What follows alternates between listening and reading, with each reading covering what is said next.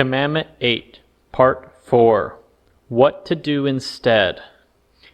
Through this study so far, we have been able to figure out that this 8th commandment of stealing is something that is bad, that we shouldn't be doing. But what is it that we are supposed to be doing instead?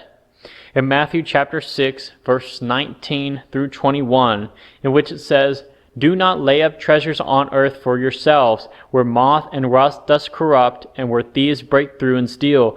But lay up treasures in heaven for yourself, where neither moth nor rust corrupt, and where thieves do not break through nor steal. For where your treasure is, there will your heart be also." From these couple of verses here, it mentions stealing a couple of times. From these couple of times that it gets mentioned, it not only just refers to them as bad or wrong. Another important thing that we need to take away from these verses is what it is that we are needing to be doing.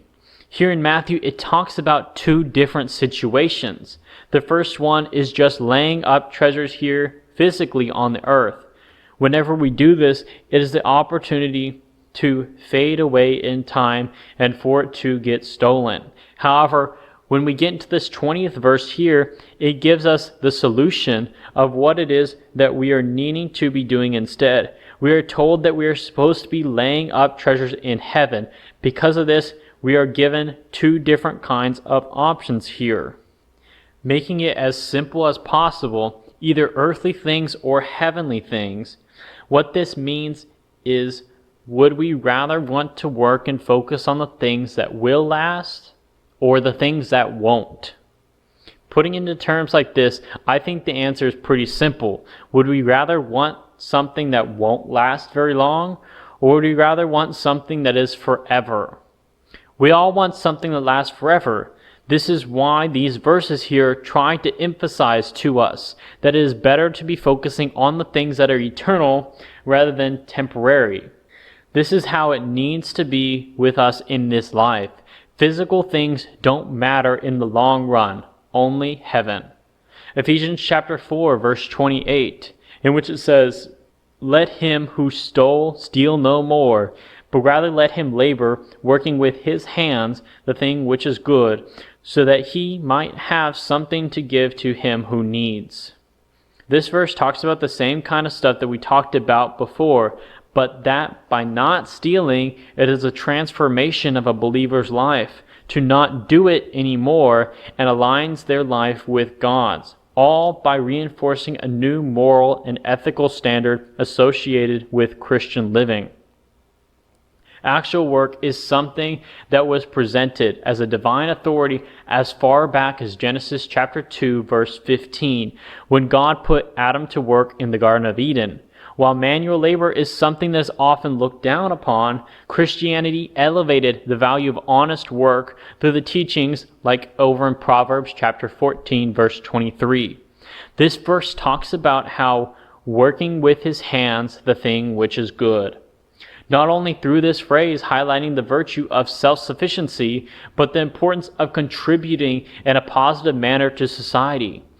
The part of this verse that says his hands suggests personal responsibility and integrity in one's own labor.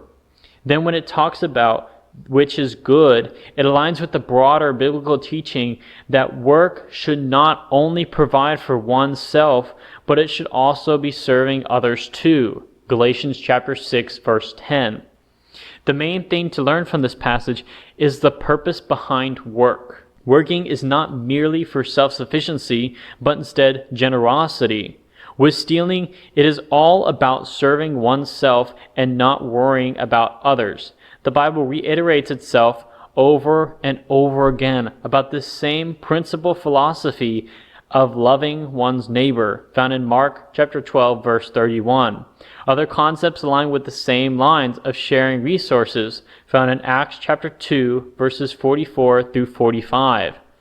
All of which share the same call to share and emphasize the importance of caring for the poor and needy. Matthew chapter 25, verses 35 through 40.